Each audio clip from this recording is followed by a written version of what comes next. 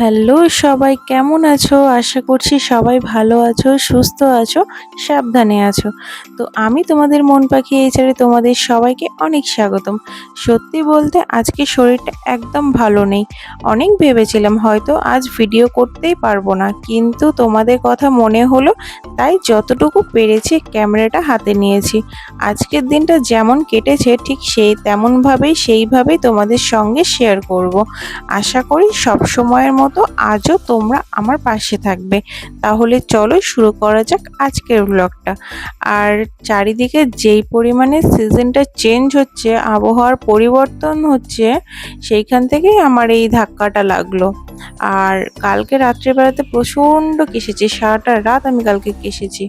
তারপর সকালের দিকে তো উঠতেই পারছিলাম না, বেশ বেলা করে উঠেছি, আর এমনিতেও বেলা করে উঠি। তো আজকে একটু বেশ বেলা করেই উঠেছি, উঠেছি সেখানে আমার যেরকম হয়েছে শরীর খারাপ, ঠিক তেমন আমার মায়েরও শরীর খারাপ হয়েছে।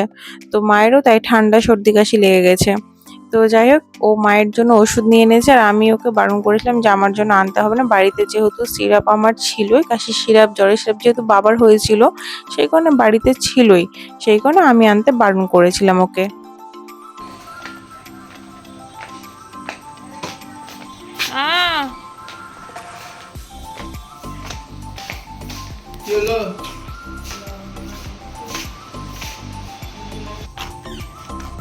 চলো একটু ঘুরে আসবে। ও দাঁড়াও, চলো।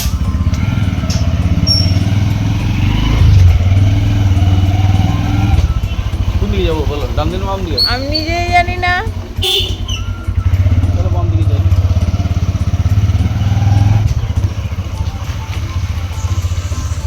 শরীরটা তো পুরোপুরি ভালো নয়, তবুও ঘরে বসে থাকতে ইচ্ছা করছিল না, তাই একটু বাইরে বেরিয়ে পড়লাম। দেখবে কখনো কখনো চারপাশের পরিবেশে মনটাকে অনেকটাই হালকা করে দেয়। এই শান্ত রাস্তা আর সবুজের মাঝে চলতে চলতে সত্যি অন্যরকম একটা অনুভূতি হচ্ছে। আর সত্যি কথা বলতে ঘরে শুয়েই ছিলাম, বিছানার সাথে কুস্তি করছিলাম, এক কথায় আমি যুদ্ধ করছিলাম, একবার এপাশ একবার ওপাশ, খুব আনচান আনচান করছিল, এত শরীর খারাপ করছিল। দিয়ে তোমার দাদাভাই বলল চলো এক জায়গা থেকে ঘুরে আসি। আমি ওকে বললাম যে আমি যাব না, আজ আমার একদম শরীরে এনার্জি নেই। বলছে চলো না, তুমি যদি শুয়ে থাকো তোমাকে এই জ্বরটাই পেয়ে বসবে, আরও চেপে চুপে ধরবে, চলো তুমি। তো যাই হোক বেরিয়ে গেছি। আর সত্যি কথা বলতে না এলে হয়তো অনেক কিছু মিস করতাম। আর এখানে আস্তে আস্তে একটা বিপদ ঘটে গেছিল। তোমাদের দাদা ভাইয়ের গাড়িতে প্রথমে বাড়ি থেকে বেরোনোর সময় একদম খেয়াল ছিল না যে ওর গাড়িতে তেল নেই। মাঝ রাস্তায় এসে দেখছে যে গাড়িতে তেল নেই। তো যাই হোক এখানে একটা দোকান থেকে আপাতত তেলটা ভরে নিল। আর চারিদিকে সব ছেলেপেলেরা খেলাধুলো করছে, যখন হাঁপিয়ে যাচ্ছে ওই যে সামনে জলের ব্যবস্থা আছে, ওখানে জল খাচ্ছে। খুব কিউট কিউট সব ছেলেপেলেরা সব খেলাধুলো করছে, আর বেশ চারিদিকটাই শান্ত। তো যাই হোক, এখানে যখন আসছিলাম তখন আমার একদমই ভালো ইচ্ছে করছিল না, মানে মনই ছিল না, প্রথমে কিছুই ভালো লাগছিল না, কিন্তু দেখলাম যে না না এরা অনেক কিছুই মিস করতাম। সত্যি কথা বলতে এই মানুষটা না থাকলে যে কি যে হয় কি যে না হয় কিছুই বুঝতে পারি না। তো যাই হোক, এখানে যখন বেড়াতে এসেছি চলো তোমাদের সাথে একটা জিনিস শেয়ার করি, এটা আমার কাছেও অবশ্য নতুন। এই এই দৃশ্যটা কার কার চেনা, কি কি অবস্থা, এটা কোথায় আছি না আছি, সেটা তোমরাই আমাকে বলো তো, দেখি তোমরা অনেকে এই জায়গাটাকে চিনতে পারো কিনা।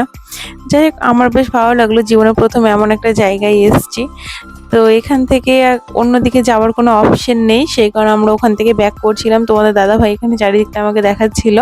তো তোমরা বলো তো যে আমাকে ঠিক তোমাদের দাদাভাই কোথায় নিয়ে এনেছিল, তোমরা বলো আমাকে, ঠিক আছে? তো যাই হোক চলো এখন এখান থেকে বেরোনো যাক। আর আজকে আমি ওষুধ খুব একটা খাইনি, সত্যি বলছি একদম খুব একটা ওষুধ খাইনি আমি। আমার একদম ভালো লাগে না ওষুধ খেতে, কি জানি কেন।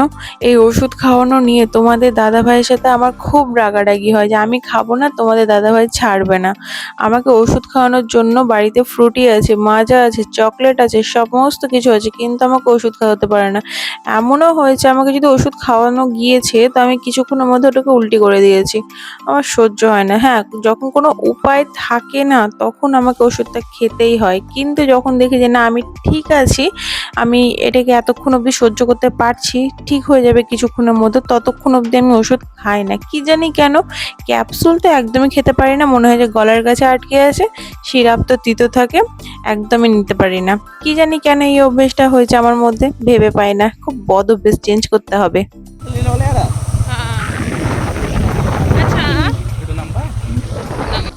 আমার একটা বিশাল বড় প্রশ্ন, এই যে এত আম গাছ, লিচু গাছ চারিদিকে, তো এই এখন যে আমগুলো পাওয়া যাচ্ছে সেইগুলো তোমার এইখানকার গাছে আমি দেখতে পাই না কেন? তোমরা জানলে তোমরা আমাকে কমেন্টে জানিও তো, যে চারিদিকে দেখো এগুলো মনে হয় ওটা লিচু গাছ, এটাও লিচু গাছ, এই যে এটা আম গাছ, এদিকে এত আম গাছ চারিদিকে, কিন্তু একটা গাছেও আম নেই। আর এখন বাজারে বিক্রি হচ্ছে, টুকটাক আম বিক্রি হচ্ছে। এখানে এক জায়গায় দাঁড়িয়েছে একটু,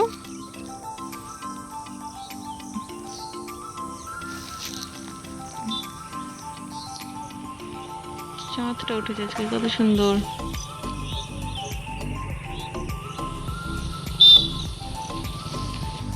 বলছি একটা প্রশ্ন, না একটাই প্রশ্ন, খুব চুরি করতে মজা লাগতো। একটা প্রশ্ন, এই যে এত আম গাছ, একটা গাছে আম নেই কেন? আর বাজারে আম তো বিক্রি হচ্ছে। আমের সিজন শেষ, যেগুলো বাজারে বিক্রি হচ্ছে ওগুলো বাইরের আম। তো এগুলো আমাদের এই দেশে পাওয়া যায় না? আমাদের দেশের আম শেষ। বাবা, মুর্শিদাবাদের আম শেষ, এখন তো বাইরে। মুর্শিদাবাদের আম বিখ্যাত, সেটা এখন শেষ হয়ে গেছে। এখন আর মালদা, হুম। কিন্তু এটা বাইরের চুস্তা আসবে, এই চুস্তা ন্যাংরা, এখন ন্যাংরা সিজন আর চুস্তা ন্যাংরা আমাদের এখানে পাওয়া যায় না? এখানে পাওয়া যাচ্ছে না, কলকাতা ছিল। আহ, মাথায় পড়ে বুঝলে কি?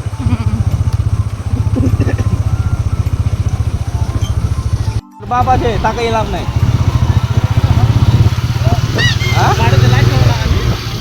তোর দুদিন হলো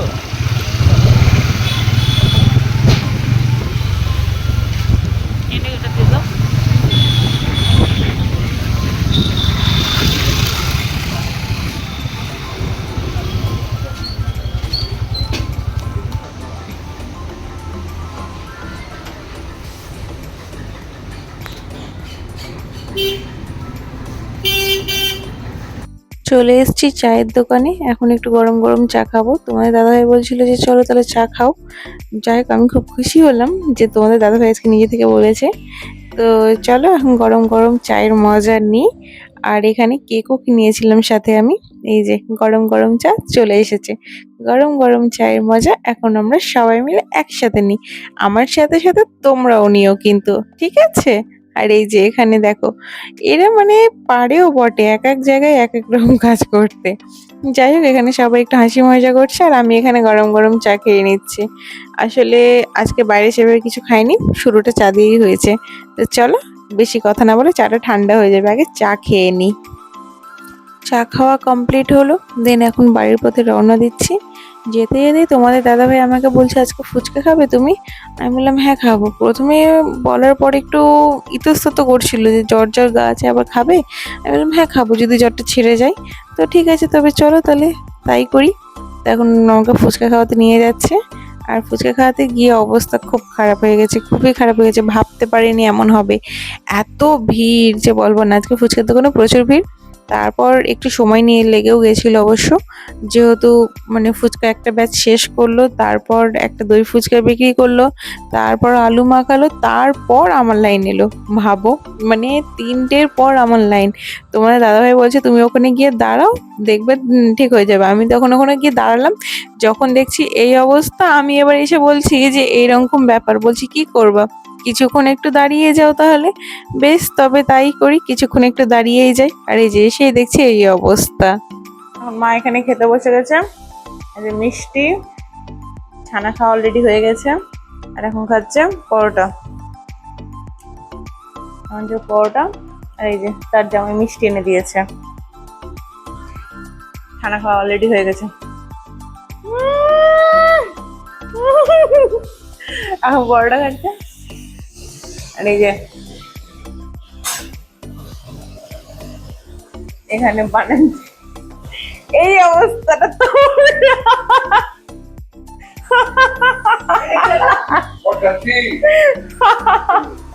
তোমরা বলে এরকম খুব দৃশ্য তোমরা কোথাও দেখেছো?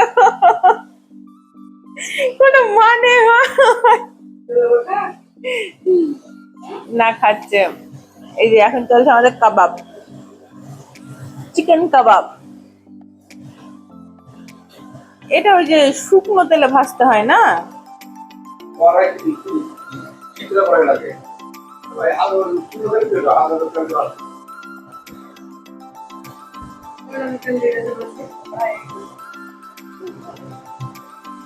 এই কটাই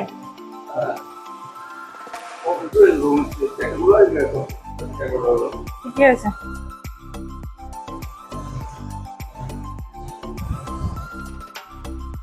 এটা হচ্ছে এখন রাত্রিবেলা ভাজছে, সন্ধ্যার সময় ভাজেনি, যেহেতু সন্ধ্যার সময় চাটা সব খেয়েছে, তো সন্ধ্যার সময় কাল কিছু ভাজেনি, এখন ভাজছে।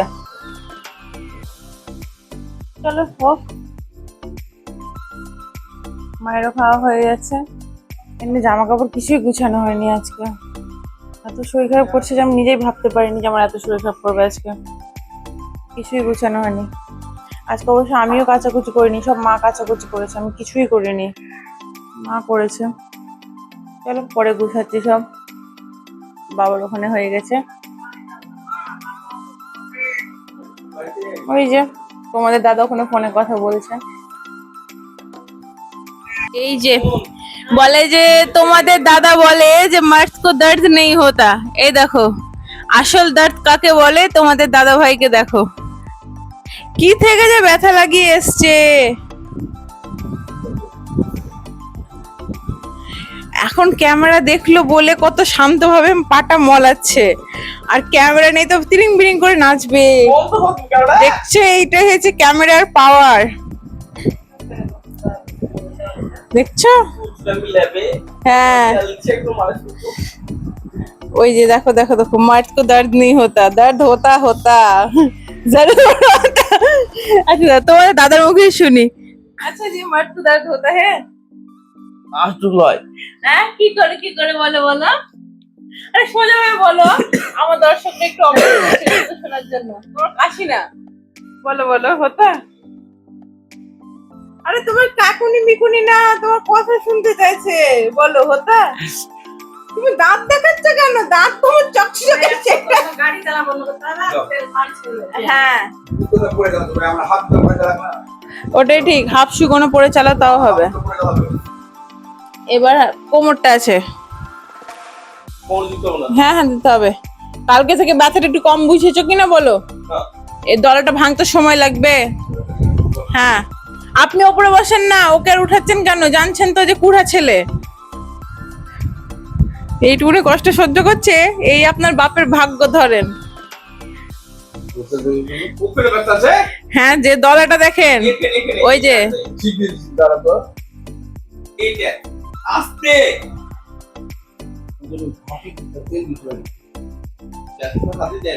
দলাটা ভাঙান, দলাটা ভাঙেন, ব্যথা, হ্যাঁ হ্যাঁ হ্যাঁ ওইখানটাতে, হ্যাঁ। এবার হাত হটাচ্ছ কেন তুমি? ব্যথা তো হাতই দেয় না, ব্যথাতেই হাত দিয়েছে। আমারও না একটা সময় পায়ে হাতে লেগে যায়, কিন্তু আমি তোমাদের দাদার মতো এরকম করি না। দেখো কি করছে। করিনি আমি, বাইকে অ্যাক্সিডেন্ট করে পড়ে থাকিনি।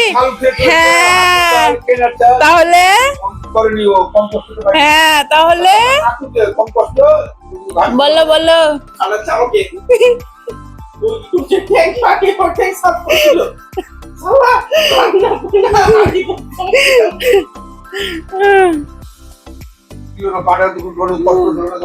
আর হাঁটুতে সব থেকে বেশি লাগে যে, হ্যাঁ ব্যথাতে দিন তো, ব্যথাতে, হ্যাঁ হ্যাঁ হ্যাঁ হ্যাঁ ওই যে ব্যথাতে গিয়েছে, হ্যাঁ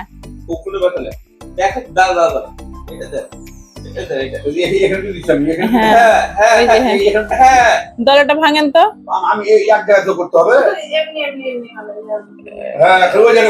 রক্তের দলাটা শুধু ভেঙে দেন তাহলেই হবে। ওই দেখো দেখো তোমাদের দাদার অবস্থা দেখো, मर्द को दर्द नहीं होता বলে কথাটা মিথ্যে, কিন্তু একদম মিথ্যে, দর্দ হতা।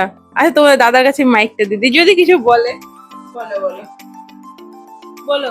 আচ্ছা मर्द को दर्द होता है, এটাই তুমি বলো না, তোমার দাঁত কেউ দেখতে যাচ্ছে না তো, মুখ চিপে দাঁত দেখানোর কি আছে? হঠাৎ তুমি কি বলছো বলো তো? মামা লাগবে ব্যথা করছে গো। নাজুকা ছেলে, একেবারে নাজুকা ছেলে, একটু কষ্ট সহ্য করতে পারে না, একটু ব্যথা সহ্য করতে পারে না, খুবই নাজুকা তোমাদের দাদা ভাই।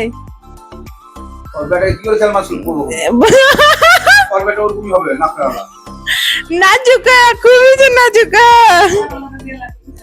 এবার হ্যাঁ, আঙুলটা আপনি বলেন। তো যাই হোক, তোমাদের দাদা ভাইয়ের পায়ে ব্যথা, কোমরে ব্যথার মালিশটা কমপ্লিট করা হলো, আজকের মতো হলো। তো যাই হোক, আজকের ভিডিওটা এই পর্যন্তই। আশা করি শুরু থেকে শেষ পর্যন্ত আমার সঙ্গে থাকাটা আপনাদের ভালো লেগেছে। আপনাদের ভালোবাসা আর সাপোর্ট আমাকে প্রতিদিন নতুন ভিডিও বানানোর অনেকটা অনুপ্রেরণা দেয়। ভিডিওটা যদি আপনাদের কারো ভালো লেগে থাকে তাহলে একটা লাইক করবেন, আর আপনাদের মতামত অবশ্যই কমেন্ট করে আমাকে জানাবেন। আর যারা এখনো মন পাখি HR পরিবারের সদস্য হননি, তারা অবশ্যই চ্যানেলটি সাবস্ক্রাইব করে পাশে থাকা বেল আইকনটি অন করে রাখবেন, যাতে আগামী ভিডিওগুলোর নোটিফিকেশন সবার আগে আপনারা পেয়ে যান। আজ তাহলে এখানেই বিদায় নিচ্ছি। সবাই ভালো থাকবেন, সুস্থ থাকবেন, সাবধানে থাকবেন। দেখা হবে নতুন আরো একটা ভিডিওতে। টাটা।